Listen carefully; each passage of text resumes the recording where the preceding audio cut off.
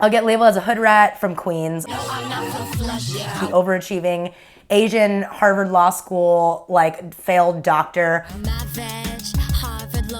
Let the record show, I did not go to Harvard Law School. The hipster that's contributing to, like, the of New York. The nerd, like, not really the overachieving nerd, but just like the fun Comic-Con nerd. I guess at the end of the day, I'm what I am. Yeah, New York City, that's where I come from, not where I moved to. On mom and dad's trust fund. New York City, that's how I'm rolling. I kind of grew up as, like, the clown in a lot of ways, so I was a very special exception. Like, some people can make a video like my vag and then their family would be like, what is that?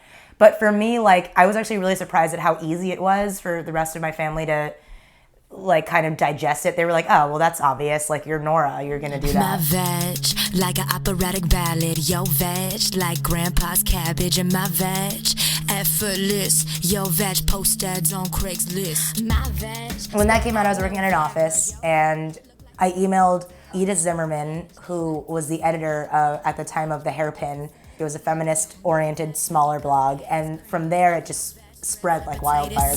And my veg, a chrome Range Rover, yo veg hatchback, 81 Toyota. My veg, Harvard Law School, yo veg, Apex Technical. People have heard the same rap for the last 5 years, last 10 years. A lot of people are sick and tired of that stuff, and Awkwafina represents something different. So in terms of the hip hop industry, I think that she is something fresh. She's something that people are going to want to click on, and maybe they'll be skeptical, but at the end they're going to be like, oh, that was cool. Let me see what else she has.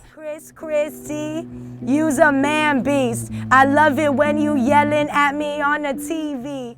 Rap is changing, hip hop is changing, and once we accept that, I think it'll be easier for us to just listen to the music.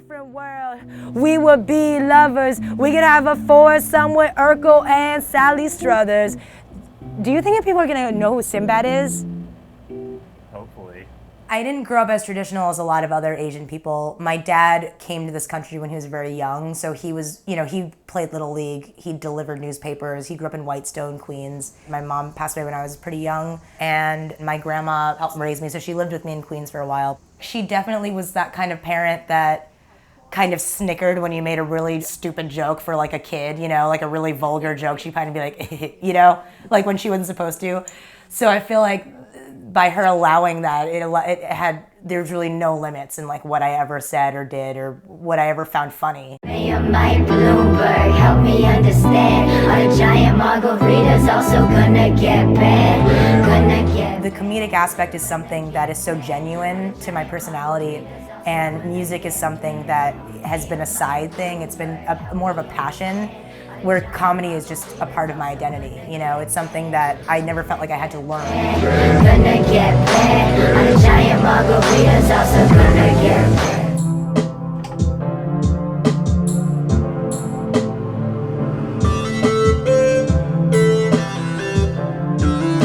I feel proud to represent Asian people, but not when people who don't get it are asking me about it. Like, I'm Asian, obviously, but if you can't see that what I've done so far really doesn't have a lot to do with that so much as other stuff, then that's what kind of I have an issue with. But being a woman, like, yeah, I think that female rap is really important. And female rap that's also straying away from the narrative of rap. This one is for the boys with the booming system. Top town AC with the coolest system. When he come up in the club, he be blazing up. Got stacks on deck like he's saving up.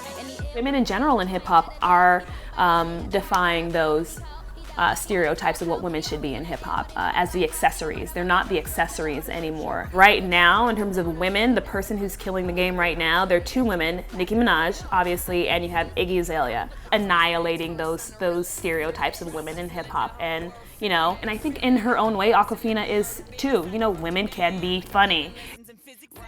I think in the beginning she was very unsure. She was unsure because people were criticizing the music that she made, right? And I think sometimes even she had to wonder, well, is this something that's not gonna last? Am I gonna have longevity? Or am I just something that's gonna fade away? Am I a fad? Akwafina, if anything, just represents someone who I kind of repressed for a really long time. Someone who just really didn't give a shit about saying anything. I was definitely like one of those like, you need to calm down, like show tunes kids. Like when I first got my license, I was like rolling in the whip, blasting Les Mis through the streets, and I got pulled over by a cop because she thought I was drunk. Tell you my fears while you giving me a back rub. Growing older, like I'm not crazy anymore, but when Awkwafina comes out, like it's there. Like that's that teenage energy, like that just slams an ice cream cone in your eye.